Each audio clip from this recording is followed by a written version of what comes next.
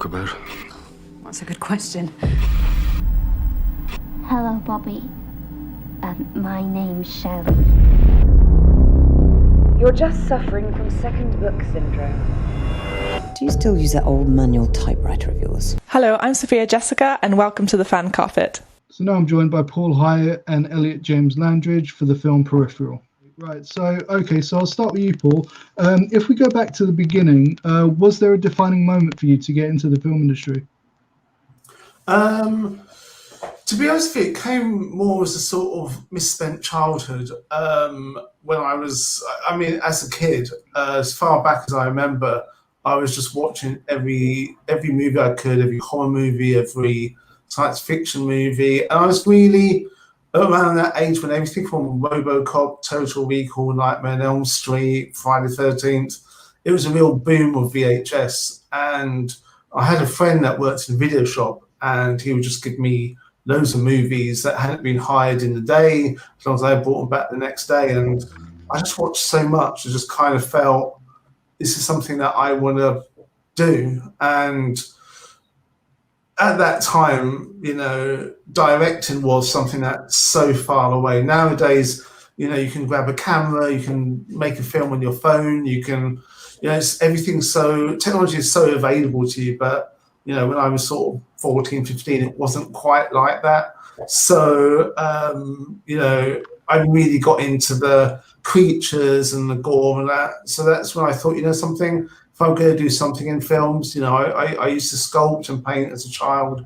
So it was the sort of next stop for me, really. There wasn't really anything else I wanted to do in the film industry, either doing creatures, makeup effects, or directing. So yeah, it started with the creatures. And to be honest with you, once I got into the makeup side and, I'd done quite well. I had my own studio and, I had a 20-year career there. Directing was kind of put on the back burner until I, got to a point where I was like, right, this is it. I've got to make my movie. Great. Okay. Yeah, and then you shocked everyone with The Seasoning House and went from there. What about you, Elliot? Sorry, because that was such a good answer. I can't remember what the question was. What was the question? It was, if we go back to the beginning, was there a defining moment for you to get into the film industry? Yeah, I actually started out as a camera. I started out in camera. So my first job in the industry, I was very, very fortunate. I did a few short films, but my first big break was working on Harry Potter. And I was working on that as basically the dog's body in the camera department. So I was running around getting coffees and like just helping out carrying lenses and doing all that sort of stuff. And, that was a good couple of months on that film where I just got to sort of see how everything worked. And obviously at the top of the hill as well, see it on this big budget Hollywood movie, really kind of learn the ropes and all the lingo and everything else. And it was brilliant. It was such a great opportunity. And it was something that basically I got a week's worth of, it was meant to be work experience. And then I just was so determined to stay working on the film. I was like, I'll do anything. I don't care. Like, I'll pay you. I'll stay. Let me just stay and help you guys out, even if I'm just getting coffees for you guys. I ended up doing the rest of the film. So I ended up, doing a good couple of months on it. And that was where I met my first agent. Because you're in a place where you have the opportunity to tell the right people, I want to be an actor. How do I do that? Who do I need to talk to? What do I need to do? Where do I need to train? And I just learned the ropes there. And and from there on, I had a choice whether or not I wanted to stay working as crew, as a camera, in the camera department, or go on and try and pursue being an actor. So obviously I chose to pursue being an actor, and that's how it all started, really. All right, cool. All right. There's a bit of a trial by fire being on, as your first job being on that sort of film set. You must have learned a lot from that. Yeah, it was pretty scary, and I learned a few things that I would, I made a few mistakes that I never made again. but it was a wonderful opportunity, and just amazing for me as someone that really wanted to be an actor to watch that caliber of people, cast, crew, everyone, just to watch them work and see how the cogs turn. Really, it was a wonderful. I was 19, so it was a great opportunity. Cool. Was that the first film, or like one of the later That ones? was the fifth. The fifth. Okay. Yeah, great. the fifth film. Fifth film. So yeah, it was 2005, something around that. Yeah, sounds right. Maybe 2007 actually. Okay. I can't remember now, but yeah, I was 19, so I was very young and very eager, had lots of energy. Okay, great. Okay. So what was it about Peripheral that made you want to like bring the story to life? To be honest, for me, Craig Toofy, I never know how to say it. How do you pronounce his last name? Tui, I think. Tui. Craig Tui. I do actually know him really well. I just never known how to say his name. Craig Tui was the person that introduced me to Paul, and Paul was someone that I was aware of because I knew people that had worked with him. I was aware of the Seasoning House, and that for me was the main draw. Like, I really wanted to work with Paul. I'm not just saying that because he's here, but yeah, that was the main reason. And obviously I got to read the script, and I really enjoyed it. It was something completely different for me, and the chance to work with Craig again, and it's got a great cast, and I just really enjoyed the concept of it all. Great. And for you, Paul, as director? Yeah, basically it's kind of a funny story. I just finished How, and I was looking for my next film, and Craig Tui, he called me up, and we've been wanting to make a movie together for a long time. And he said, let's meet up, let's have a drink, I've got a script. So we met up, and he pitched it to me, and he sort of said, it's a girl on her own in a room, all this evil technology. And I thought, something, I just done How, it was a big budget, it was loads of visual effects, stunts. I kind of want to keep going that way. And he said, honestly, read this. And I read it, and the next day I phoned him up and said, yeah, I want to do it. It really resonated with me in so many different levels. At that time, I was getting a lot of pressure to write a script, very much that, people wanted, that was sort of PG horrors or family-friendly type dramas. I really wanted to go cool, dark, edgy material.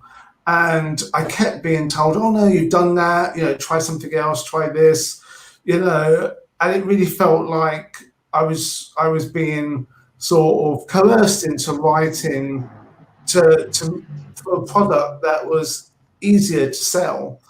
And I kind of felt a bit like what Bobbi's going through.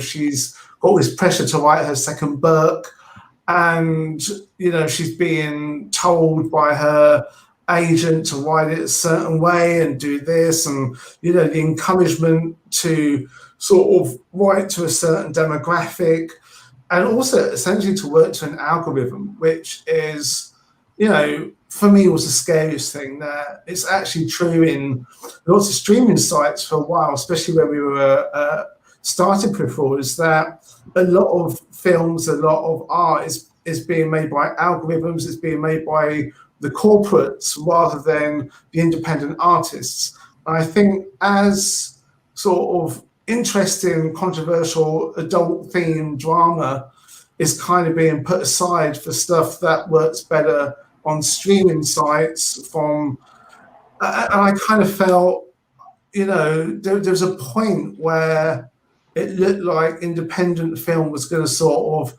start to die off, and I find that the scariest thing. And that was kind of like what Peripheral was about, as well as the obsession with celebrity, the feeling of being stuck in a room, just constantly writing with your computer for company. A lot of what Bobbi was feeling, I kind of felt. So I kind of, was really drawn to the story of what Bobbi was going through, and I suppose I could relate to it to a point. Okay. How will the cast to work with? Because obviously you've got an incredible cast that you've assembled. Like one of your mainstays, obviously Rosie, who you've worked with a lot over the course of her career. You've got Hannah leading the charge. So how is it all? How are they all to work with and getting? I mean, the cast. I was so lucky to get every single cast member was fantastic in their role. And sometimes you cast a movie and you've got a big cast and you're trying to sort of work out the story, the character arcs, and I had just such a strong cast from Elliot, Rosie, Hannah, Jenny Seagrove, Connor Byrne, Tom Conti. Everybody really brought A games. It was really lovely as a director to work with them, and everyone brought their own character. And Rosie is always fantastic. Rosie always just turns up. She does a great job, and she had an idea to make Shelley Northern, and we talked about it, and she was great. Hannah, we saw hundreds of girls for the part of Bobbi. Hannah was always in the back of my mind. I think I'd worked with her before. She was lovely to work with. She's a really good actress, and I think I knew I had 4 weeks to shoot this, and it was going to be. Hannah, the character Bobbi, was going to be on screen every minute. She's there every day, and I really wanted to make sure that whoever was playing Bobbi and I would be totally on the same page, and we could just totally absorb ourselves into that world without with no kind of conflict what the character was or the story. And she totally got it. She just wanted to really get into it, and she was brilliant. And Craig recommended Elliot, and I had seen some of his stuff before, and Northern Soul, and he was great. And literally he signed on, and we didn't really have that much of a chance to talk through it all. And Elliot brought his own spin on the character, and it was great. It was he brought more to it, what I was thinking, and he just brought that plus more, and he gave it a really nice twist and made him such an interesting character. Because sometimes a boyfriend who's there for a bit of exposition can feel like he's just there, but Elliot really embodied that character and brought it to life.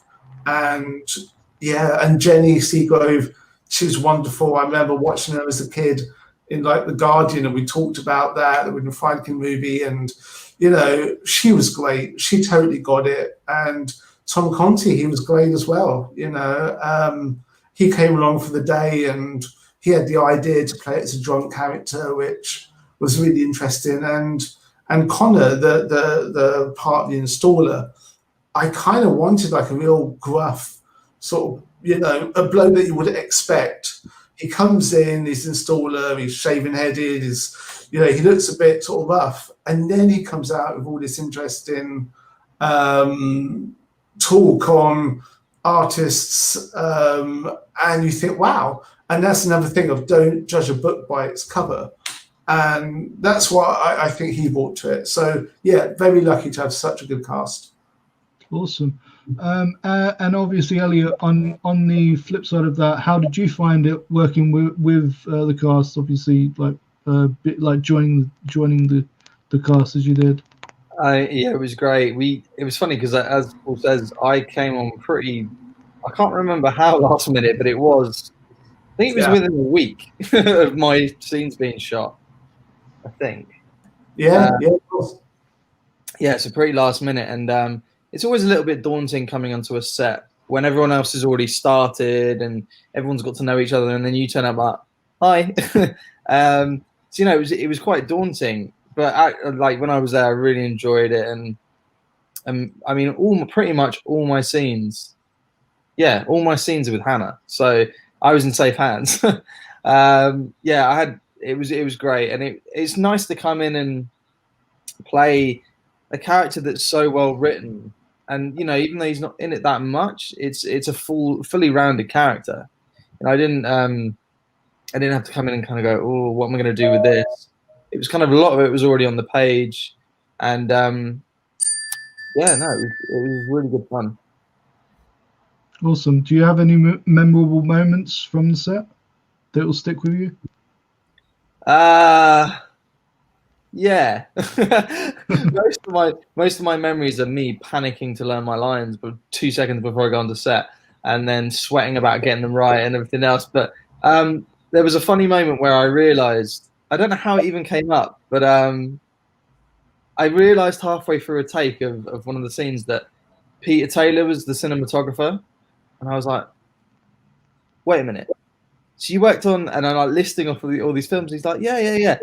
And I'm just there like, oh. And then they're like, and action. And I'm there like trying to kind of get out of my own head. That was a fun thing because the man has done so many films. And, he was telling us about how one of his first jobs, he was focus puller, I believe on Frenzy, as in Alfred Hitchcock's Frenzy. And I was just like, that is insane. Yeah, I mean, yeah. And Peter, he'd won awards for Gravity. He was Ridley Scott's go-to camera operator. Had done all these movies like Gladiator.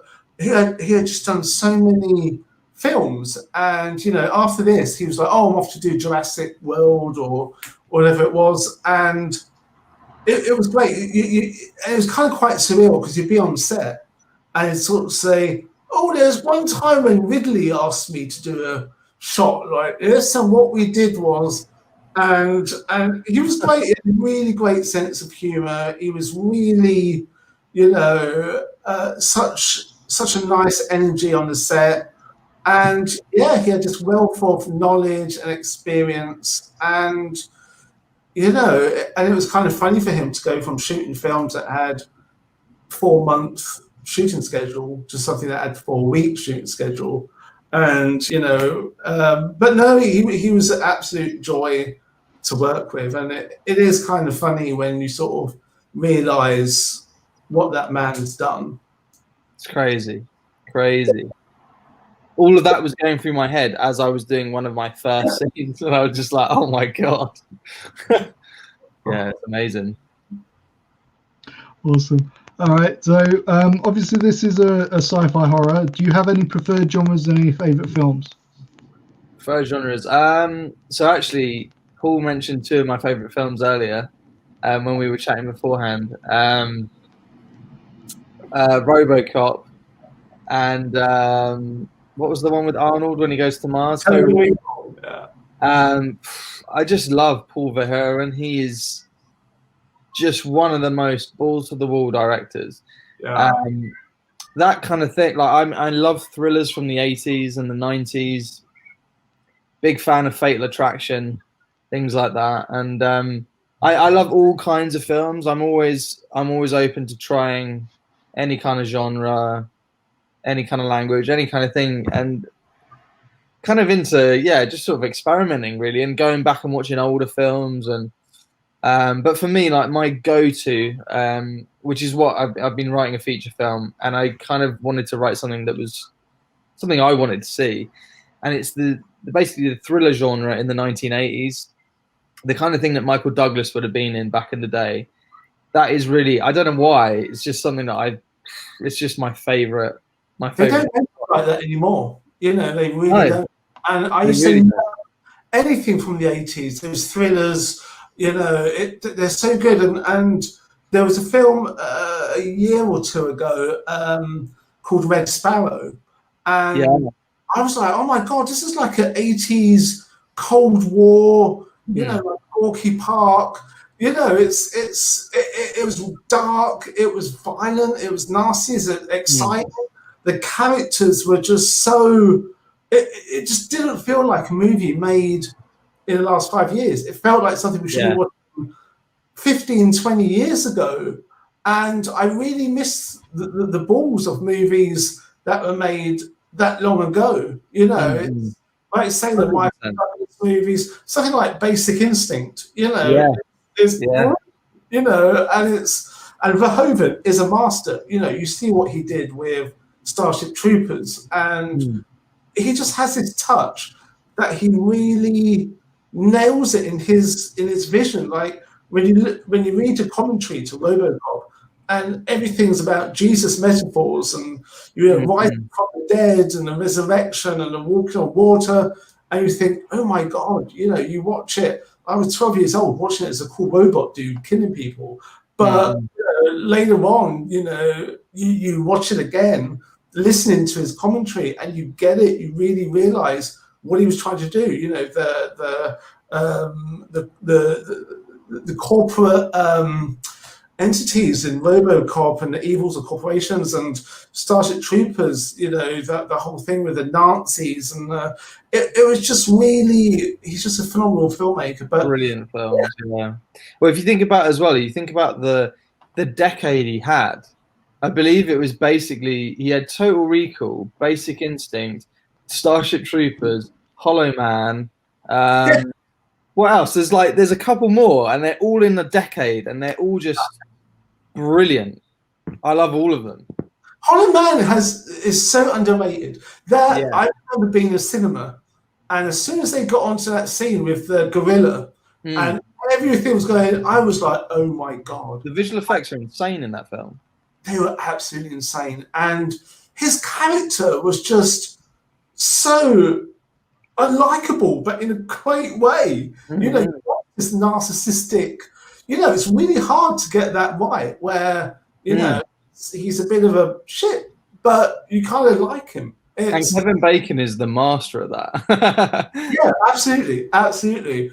And, it was just to be able to take those concepts, RoboCop, Total Recall, Starship Troopers, Hollow Man, you could easily make them really badly, but exactly what to do, with the characters, the vision, everything, to be able to make that into a A+ movie rather than what could be a B movie.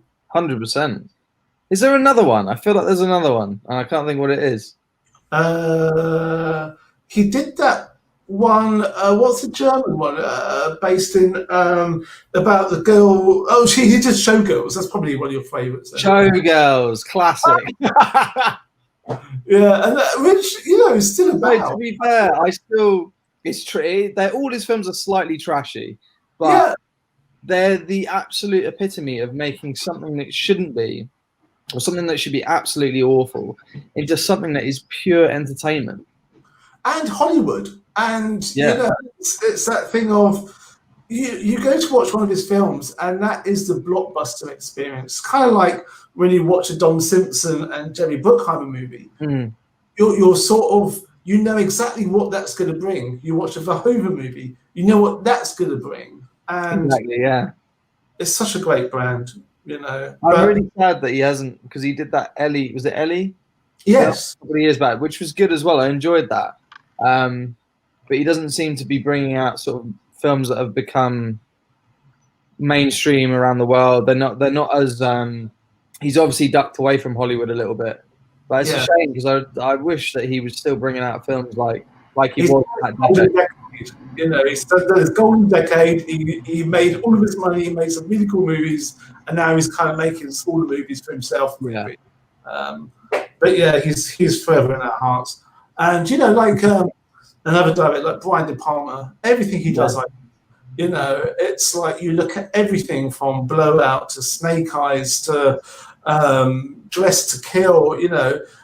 I remember watching Dressed to Kill as a kid, and it was like, oh my God, people. And he also sort of says that he's a hack, but I don't think so. I think he's great. I really enjoy his movies. You look at something like Scarface was one of my favorite movies growing up, and everything about that, from the performances to the music to everything was so great. I really enjoy Brian De Palma movies. He always does stuff with the camera. I would argue as well that a lot of people, I love Scarface. I think it's great, but I'd actually argue that Carlito's Way is better.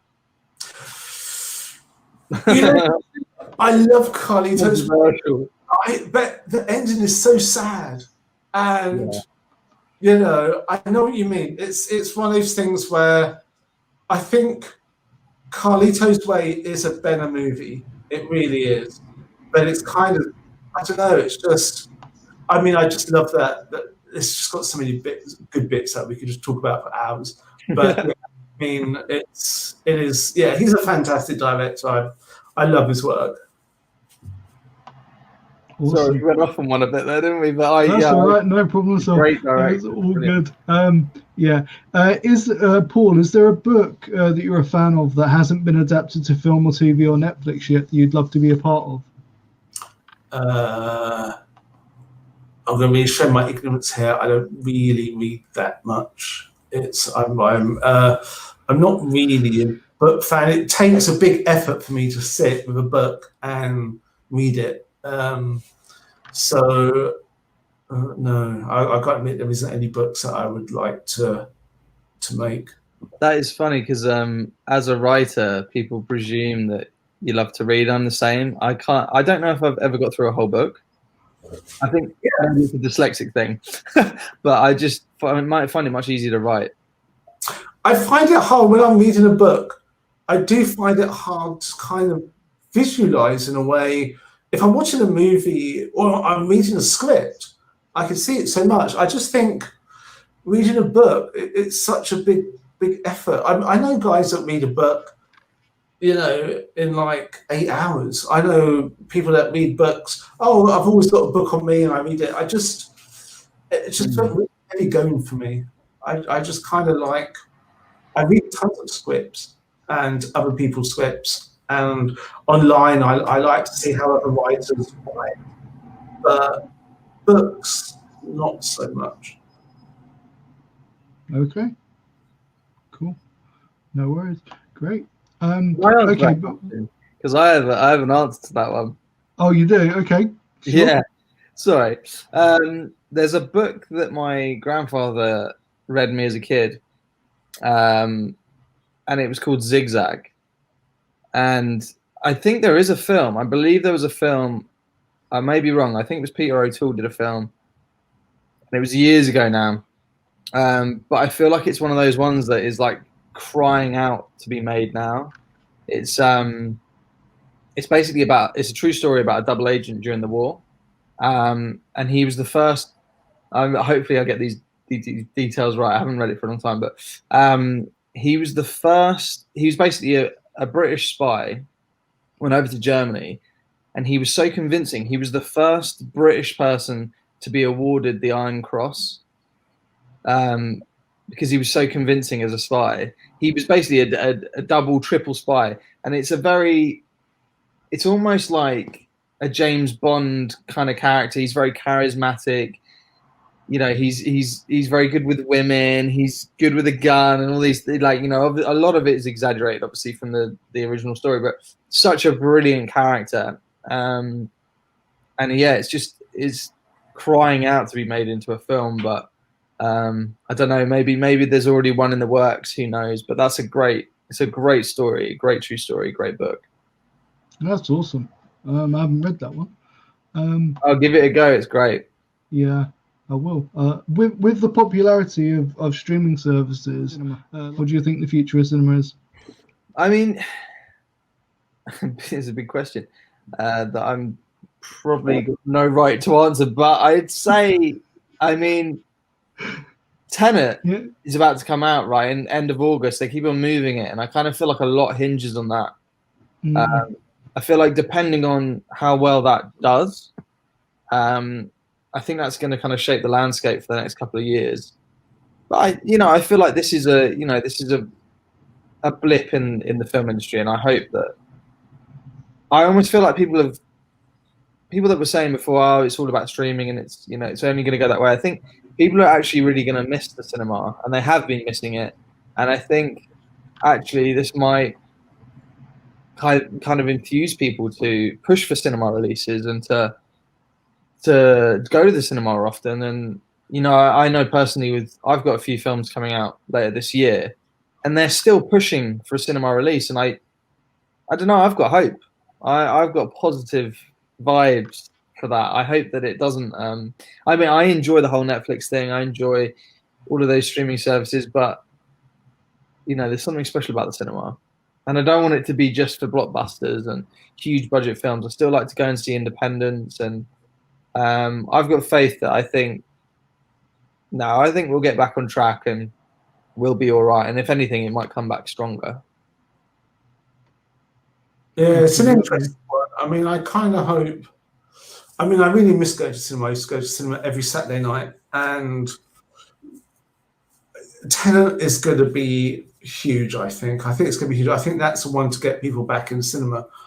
In the short term, over the next few years, it's going to be really interesting with COVID because of the whole insurance situation. Because low budget movies are going to struggle to get completion bonds and insurance because of the COVID clause. However, Amazon, Netflix, Disney, they can all underwrite their own movies, their own budgets. So, yeah, it's going to be really interesting. I really would hate to see independent film go away for too long, because I think as great as all the blockbusters are, independent cinema is so important.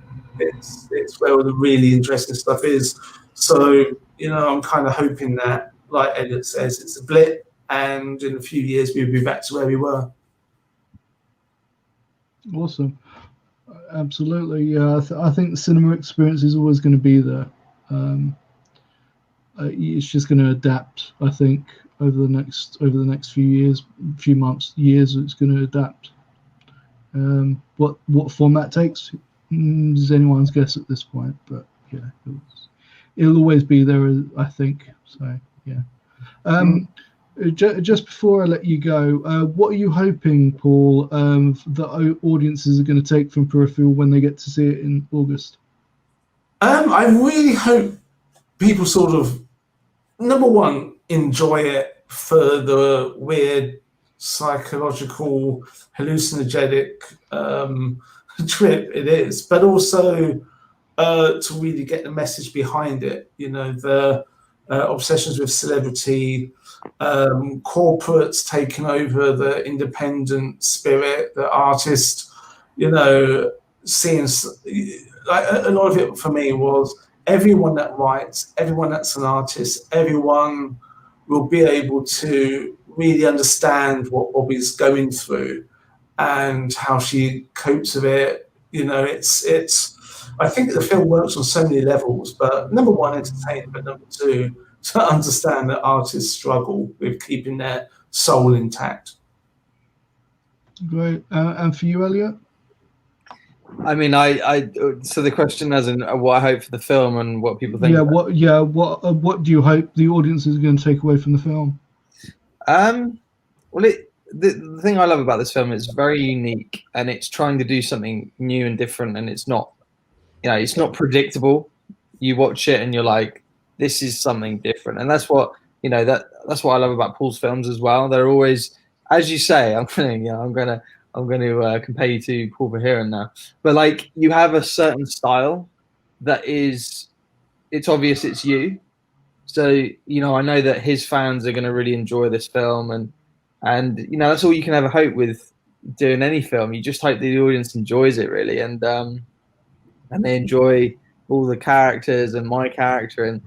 And I mean, from the reviews that I've seen so far, I mean, it's getting really positive reviews. So I just hope that we keep on getting positive feedback, and I hope that people enjoy it and enjoy something a little bit different. Yeah, and we're really happy with the reviews, and it's people people that get it seem to really, really enjoy it. So I'm sure Elliot will get a whole new fan following from this one. Awesome. You mentioned that you've been writing and doing various bits and pieces to keep yourself occupied. What can we look forward to from you in the coming months or years? Yeah, hopefully it won't be years. But I've got two projects that are kind of bubbling at the moment. One is called The Black Site. It's a psychological war thriller, and it's about a female intelligence agent that, after suffering a traumatic injury in a war zone in Iraq, she comes back to the UK and tries to rebuild her life, and she's having these horrible nightmares and visions that are becoming more and more vivid, and she's kind of scared for her family that she's going to harm them, so she goes into regressive therapy, and it starts to open a Pandora's box, and she starts to think that she was actually altered by the army, but the truth is actually much, much darker. It's kind of like Zero Dark 30 crossed with Jacob's Ladder crossed with Manchurian Candidate. And then I've got another movie, shooting in Cape Cod, that's called Unnatural Selection, and it's very much a New England sleepy town, and basically there's like a trashy TV show that is all about conspiracy theories, and they try to debunk all these kind of myths and conspiracy theories, and they have people on like anti-vaxxers and flat earthers, and one day this solitary character just comes out from nowhere, and he says that he's a fallen angel and that he's lived for 1,000 years, and they think, let's get this guy on, and they start to interview him, and he starts talking about facts, places, things he's done that only historians would understand, and it starts to really sort of come apparent that there's something about this guy, and could he be a real fallen angel or not? And yeah, that's one that's sort of bubbling around. It's very sort of John Carpenter, slow burn, trashy TV show kind of feel. So yeah, those are the two that I'm sort of working on at the moment. Both sound interesting and very different to one another. Yeah, absolutely. I just think, something, if you're going to spend 2 years on a movie, do something completely different. Why remake the same movie or work in exactly the same, I love mashups as well. It's Zero Dark 30, but as a horror movie. There's all these different things that you read a script and you think, okay, what can I bring to it? What's the vision I can do? What can I do to make it a little bit different? And I think as long as you hit the right note enough times, you can just try to make something that's a little bit different and a little bit more unique. There's something lovely about going on Netflix and watching a movie and going, wow, this is like a little hidden gem. I really enjoyed this. What a really cool vision. Instead of, oh, right, one of those that you switch off after 20 minutes because you've seen something like it 20, 30 times in the last 2 years, Yeah, absolutely. What about you, Elliot? Upcoming projects. So I've got, they're all coming out at the tail end of the year, apart from Peripheral. There's a war film based on a true story, World War One, called Clay Kickers. It's based on a group of miners from up north that got dragged down to the trenches, and basically had the job to tunnel under the ground and come up behind enemy lines. It's a true story that I was not aware of at all, and it's just an amazing script and really interesting. Just I couldn't believe that I just didn't know anything about this, but yeah, the fact that they burrowed under and they exploded the line was one of the sort of key reasons we won the war. So that's a really interesting one. Tom Goodman Hill's in that, Sam Hazeldine, Chris Hitchens. That's a fun one.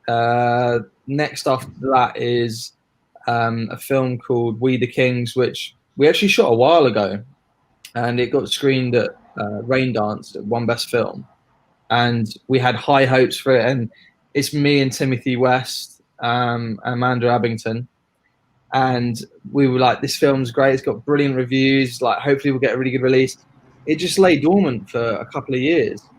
They finally got a release for it, so really excited about that one. And that's like psychological thriller. I'm playing this is how long ago we shot it. I'm playing an 18-year-old in it, and I've got a skinhead, and I'm basically this kid that's just got out of juvie, and he's hiding out in this house, and you don't really know why. And throughout the period of the film, you slowly figure out what's gone on and what's led him to this place. And Timothy West plays this mysterious character, which you think is kind of the victim of the whole thing, and that gets turned on its head towards the end without giving too much away. Then there's another one called Max Cloud, which is with a director I've worked with a few times now called Martin Owen, which is about a 16-year-old girl getting sucked into a computer game. She becomes me in the computer game. So my character is basically a 16-year-old girl stuck in a man's body. That stars Scott Adkins. He plays Max Cloud. We've got John Hannah, Lashana Lynch, Tommy Flanagan. So that's a really wacky one. It's like a comedy action adventure set in space. It's very, very different. And then the last one is I did a small part in. They've done a modern adaptation of Oliver Twist for Sky with Lena Headey and Michael Caine. Nice. So I got a cheeky scene with Michael Caine, which was a box tick for me. And then just the hopefully the scripts I've been writing will get some sort of momentum behind them after all this is over as well. But yeah, it's good actually. It's a good time because all the projects I've worked on over the last couple of years have all kind of come to a head and now all got releases around the same time. So it's an exciting time, and hoping that people, along with Peripheral and all the other movies, hope that people enjoy them and they get some momentum behind them. Awesome. All right. And Paul, where can people find Peripheral when it's released next month? It's going to be on Amazon, Google, Virgin, Sky, all the sort of paid streaming sites. Great. And how does it feel to be releasing a film at this time for you? You know something? It's the perfect lockdown movie. We were sort of saying that it's when we made it a few years ago, it was relevant then, but it's much more relevant now. If I'd known, I would have written in that she was actually in lockdown during COVID. But yeah, I think it's a really cool movie to be watching now with everything going on in the world. I think the film's really relevant because there's nothing worse than making a movie and then a year later it's irrelevant, or someone else has made it. But this is definitely a movie that is different and unique, that I think people would really enjoy sort of now. Awesome. All right. Well, thank you so much for joining me today, guys. It's been an absolute pleasure. Thank you, Marc. It's been a pleasure. Thanks. Take care, guys. Thanks. Cheers. Thanks. Cheers. Bye. Thank you for watching The Fan Carpet. Please follow us on Facebook, Twitter and Instagram for more content next time. I'm not going to pay for it.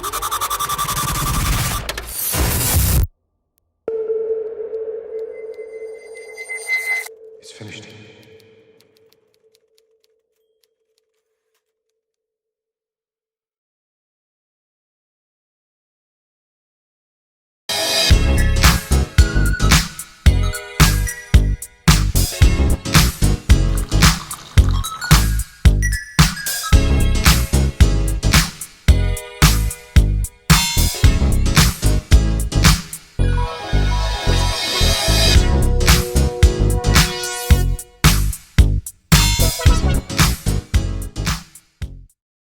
I'm here on the largest of the Balearic Islands, Mallorca, with the turquoise waters of the Mediterranean Sea, beautiful mountainous landscape, the thriving city of Palma, quaint little market towns, a growing number of luxury hotels.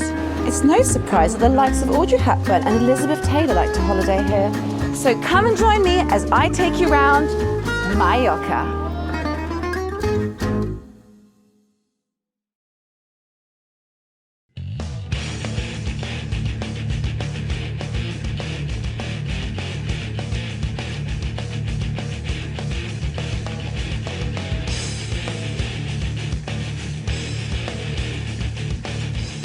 Thank you for watching The Fan Carpet. If you like this video, be sure to click that thumbs up button at the bottom of your screen. And also be sure to subscribe to the Fan Carpet YouTube channels. They're absolutely free and so much fun too. Be sure to check out the official website, thefancarpet.com.